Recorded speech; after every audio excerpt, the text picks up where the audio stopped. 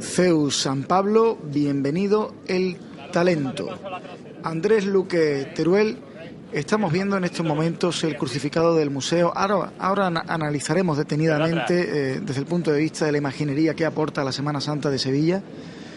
Pero, curiosamente, el Cristo o la cruz está posada, está enterrada sobre un monte morado de lirios.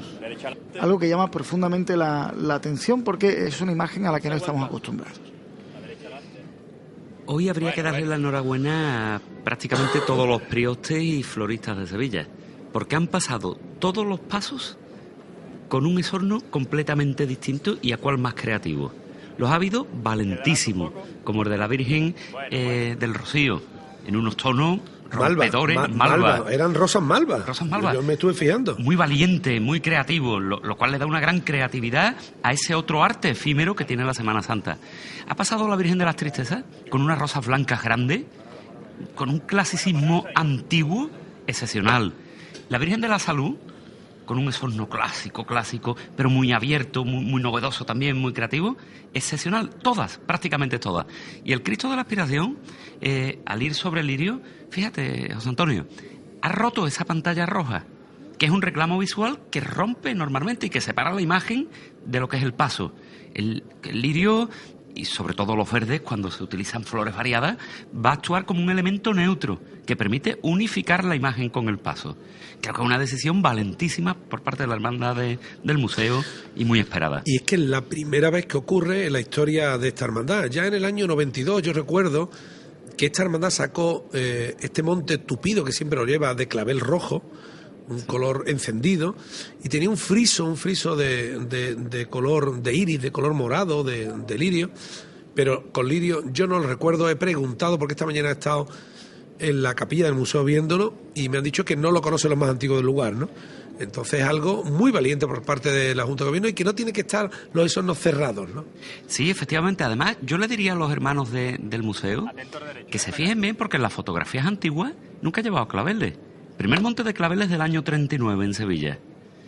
Y antes los cristos salían con otro tipo de esornos variadísimos. Lo clásico en Sevilla no es el clavel como nos venden algunos. Eso es una moda reciente. Lo clásico son los montes de corcho, los montes de madera tallada imitando a la piedra y las flores muy variadas. Una de ellas es el lirio, que florece en las afueras y que por lo tanto pudo ser una flor próxima a Cristo. Esta hermandad, o sea, a nivel de esornos florales hemos visto que la Virgen del Museo, por ejemplo, ha sido la primera que llevó flores exóticas en la Semana Santa de Sevilla y se caracteriza por eso, ¿no? Cuidar mucho la flor, ¿no? Sí, la flor es un componente creativo excepcional que hay que cuidar y cuanto más variado, más ganamos. Lo que no podemos llevar todos los pasos iguales, todos con el mismo clavel, porque entonces unificamos por abajo y perdemos. Bueno, pararse ahí.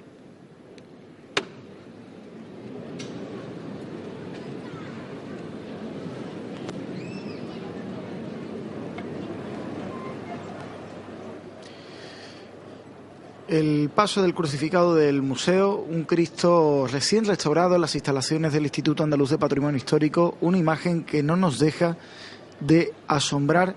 ¿Qué análisis se podría hacer desde el punto de vista artístico de esta imagen, Andrés? Es una imagen muy interesante, porque ten en cuenta que en Sevilla, de la primera época de la Semana Santa, solo tenemos una imagen, crucificado de la Veracruz. Entiendo primera época, los primeros 50 años del siglo XVI.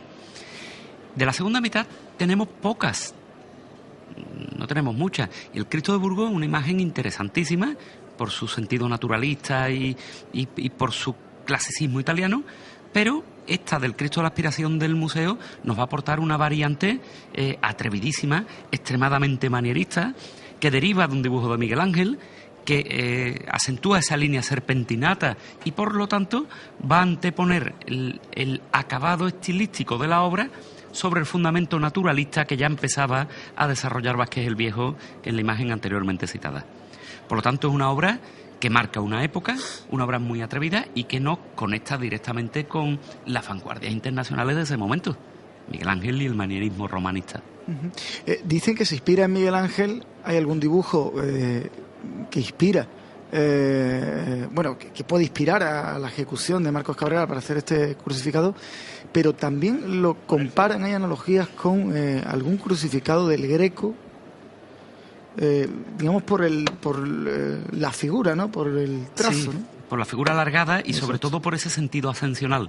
Pero es que el Greco es un pintor que cuando llega a Italia va a evolucionar desde sus formas natales hacia un manierismo muy acentuado. Por lo tanto, va a tener un componente romanista claro también. Además, habría que tener en cuenta otra cuestión, que muy probablemente Marcos Cabrera no conociese el dibujo de Miguel Ángel, que lo pudo interpretar a través de las copias de Miguel Ángel que llegaron en varios crucifijos de plata que se conservan en la Catedral de Sevilla.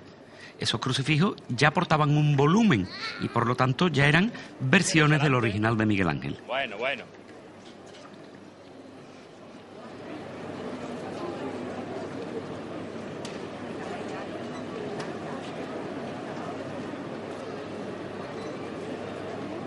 Izquierda adelante. Bueno. No quedar separado.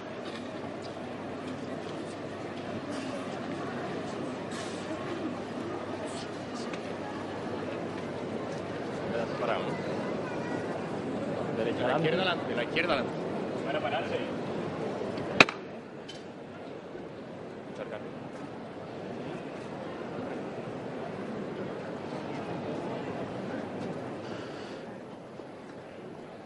Un Cristo de la Expiración que también tiene el complemento perfecto en este canasto, en este paso. Un paso realizado en el año 1940 por Rafael Fernández del Toro y que tiene unos magníficos evangelistas de Francisco Ruiz Hijón. Incluso esos ángeles mancebos que hay en su canasto son de Francisco Buisa. Yo creo que podemos decir, Andrés, que es el complemento perfecto a este crucificado tan singular, ¿no?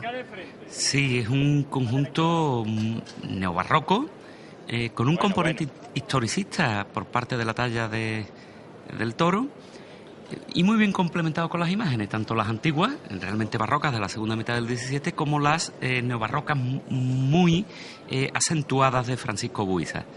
Forma un paso, digámoslo así, en el tronco tradicional barroco de la Semana Santa sevillana.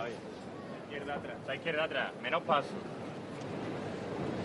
Curiosamente, Esteban, fíjate por qué ese tronco tan barroco sevillano va a contrastar poderosamente no solo con el manierismo de la escultura, sino con su técnica de ejecución.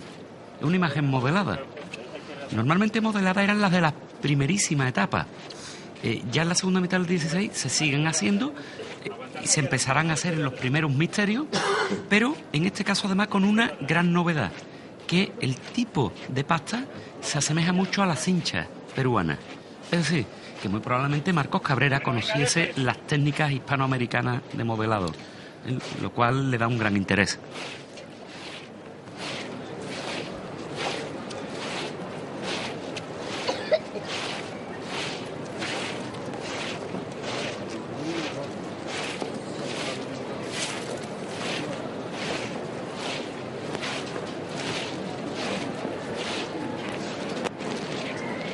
Irse aguantando un poquito. Así. Derecha adelante. Bueno. Contento a la llamada, Saca. Sí, siguiendo de frente.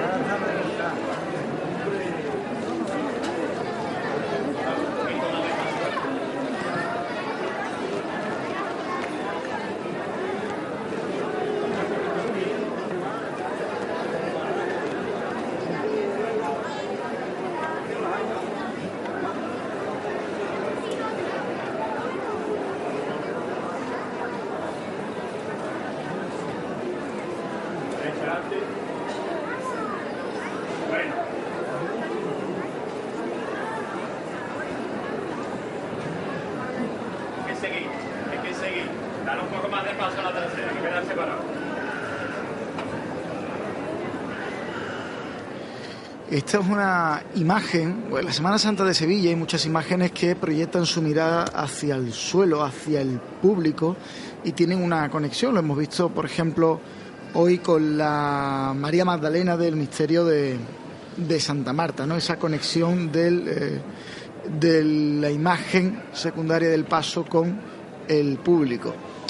Esta imagen también a su manera conecta con el público que hay en los balcones, ¿no? Es un Cristo que mira lógicamente al cielo, que está expirante, pero que cuando pasa por los balcones, a su modo también conecta con el público, aunque no está buscado para eso, ¿verdad?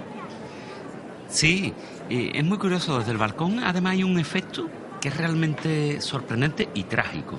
Y es que Cristo quiere elevar su mirada hacia el Padre, hacia Dios, pero choca con la corona de espinas. Y eso produce un efecto realmente